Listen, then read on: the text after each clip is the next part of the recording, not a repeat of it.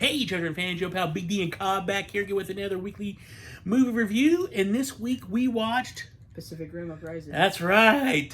We did the Pacific Rim last week, I think it was. No, it wasn't last week. We did Star Trek, and then we did one movie before Pacific Rim stuff. That's right. Yeah. So, but we did sit down and watch Pacific Rim Uprising, and so we thought we'd talk to you guys about it a little bit, and you could hear Cobb's review here of what he thought of it, mine too. So, Pacific Rim came out in 2018, so just 2 years ago. So this is a pretty new, recent movie. Yeah. PG-13, 151 minutes. Main stars are John Boyega from Star Wars, Scott Eastwood, of course his father is Clint Eastwood, and Charlie Day from It's Always Sunny in Philadelphia. I like this movie. I know critically this movie got slammed and a lot of people didn't like it because first off, Guillermo del Toro didn't do the second one. He did the first one. I think he did something else in the second one. Yeah. But a lot of people don't like this. Matter of fact, I was just looking up the score on IMDb and they gave it like a 3.5 stars. 3? Out of 10. I have to say, me personally, I really like it. Yeah, it's my favorite. Yeah, I think it's a really great continuation of the first movie. Yeah, one of the bummer parts is they killed Charlie Hunnam off, and you didn't get to see it. Yeah. And they really didn't bring back too many characters from the first movie, with the exception of Charlie Day. And I can't remember the other guy that were working with Charlie Day.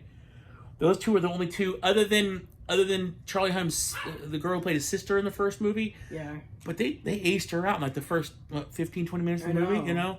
So they kind of, essentially what they did with the movies, they kind of, essentially kind of got rid of the older cast in the first movie and kind of introduced you to a whole new cast. Yeah. The movie does take place 10 years after the events of the first movie, so there's been some time.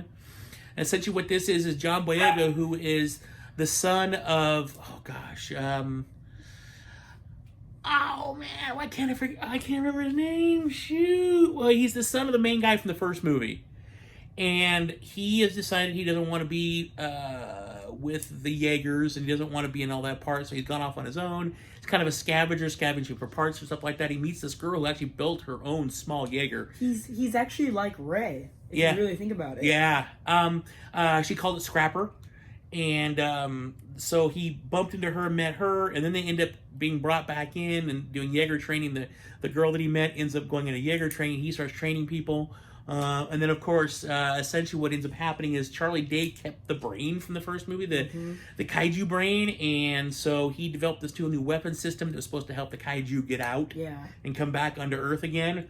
And it's just all about them fighting not just the kaijus, but all those other robots they built, the drones. Yeah, the drones they built, stuff like this. They had to fight a bunch of things.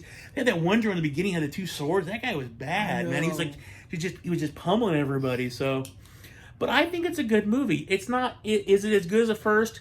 Probably script-wise, not as much, but it definitely has more action than the first movie does. It has a lot more action than the first movie does. Yeah. And the effects, I think, are good in both movies. I think the digital effects are really good. They do a really good job.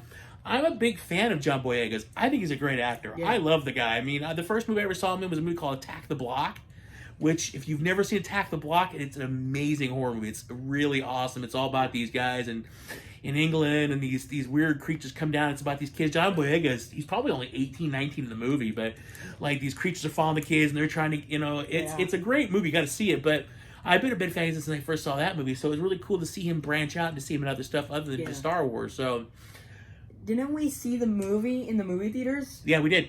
I took you to go see it. Yeah. 9 in the day. Yep. I didn't know there was the first one when we saw that one. And that was the good thing, is you really didn't have to see the first movie to be able to enjoy the second movie. Yeah. They did enough in the beginning to kind of tell you what happened, so if you didn't see the first movie, just saw the second one, you wouldn't be like, oh, what's going on here?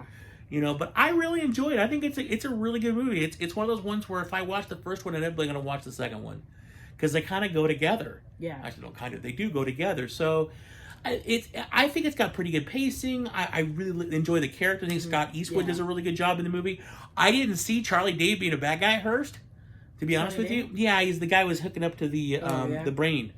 I didn't see him being a bad guy at first, but lo and behold, he ended up being a bad guy. So I like that little twist in there, and it's just a fun movie. It's one of those ones you just sit down, grab some popcorn, grab a soda, and just sit back and relax and just watch just a good, essentially a monster movie. Didn't they point out they're gonna make a third one at the end of the movie? They do. They really leave it open for a third one, and I wish they would. But I don't think the second movie did that well in theaters because I would have heard something by now. Because it's been a couple years since it came out. So I don't think we're ever going to see a third one. They did leave it wide open because the whole premise at the end of the movie was, now we're going to take the fight to them. Yeah. Instead of the fight down to that would be so cool to see. I think that would be a really cool to see, but I just, at this point, never say never. You never thought we'd see a third movie in the Bill and Ted saga, and all of a sudden, like 30 years later, there's a third Bill and Ted movie, so never say never. Yeah. But I don't necessarily know they'll get the same people to come back again either, so only time will tell, of course, but... I'm sure they'll get John Boyega, though. I would hope so. Like I said, I like him. He's a good actor. I've enjoyed everything he's been in.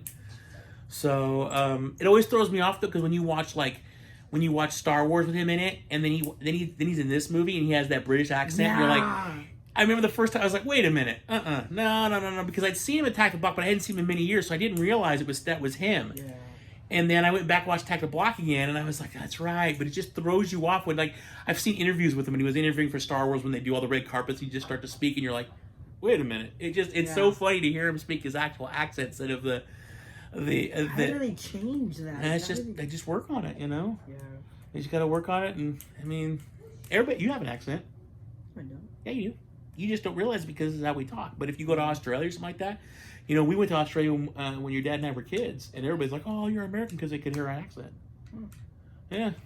So everybody, it's like if you see somebody from down south, they got that kind of twang to them, Yeah, it really is. We actually have accents. We just don't realize it because we talk every day. We hear ourselves every day, so we don't see it. So or hear it. But whoa, almost knocked the camera over on that one. There's your extra special shot for the day. But all in all, Pacific Rim is a really good movie. It's great for the entire family to sit down and watch. It is PG-13, but it's only PG-13 for the action that's in the movie because it can get a bit tense at times. Yeah. But there's no real language. There's no anything adult-oriented really in it. So it's something you just sit down with your family and really watch and have a good time. Yep. So anything else you want to say about the movie? Not really. It's just, I love the movie, how they combined all together, all the kaiju. That's right. Into one giant kaiju. Yeah. I forgot, that's right. They all combined. It's almost like a transformer. It's almost like Dinobots transform, and they all got together and they formed the bigger kaiju. Yeah. It was kind of sad when those one guys, they got their one Jaeger got hit and the one guy died. Yeah. I'd forgotten about that when I watched it that day. I was like, oh, that's right, that guy dies. Yeah.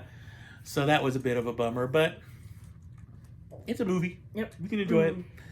So with that being said, that is it. Please leave us some comments down below. What's your thoughts on this movie? Click, like, subscribe, the bell, the whole 9 yards. We're always talking about it. We both want to thank you so much for watching this video. We really do appreciate it. Please take care. Be safe out there. Always keep hunting because you never know what you're going to find. And as always, live long and prosper.